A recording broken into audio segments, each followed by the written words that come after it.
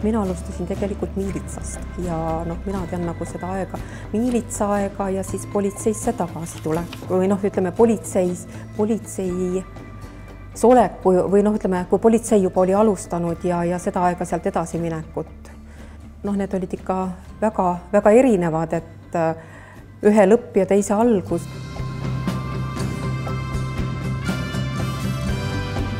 Muidugi esimene asi, mis nagu meelde jäi, olid politseiametnikest sellised pikad noormehed, nagu ühe pulgaga löödud kõik ja siis vorm, mis oli nagu, ütleme siis Eesti politseile selline noh, nagu kuidagi südamesse läks see, et Eesti politsei, et meil on nüüd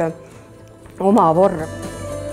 Eks see elatustase ja kõik need olid ju nii erinevad praegusega võrreldes ja on olnud ju ka selliseid hetki, kus politseisse tuldi sellepärast, et on kindel sissetulek igakuine. Et noh, tõenäoliselt siis igal pool palka ei saanud teatud või noh, igakuiselt, et oligi nii, et palgapäev pidi olema, aga kas on või ei ole, lükkus edasi, aga politseis oli alati kindlal kuupäeval ja kindel sissetulek. Ja muidugi noh, praegusel hetkel on ju kõik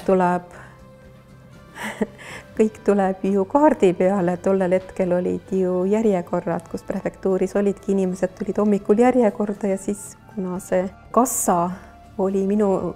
kabinetiga samal korrusel, siis oli päev läbi, siis inimesed seisid järjekorras või noh, ütleme, see järjekord oli päev läbi.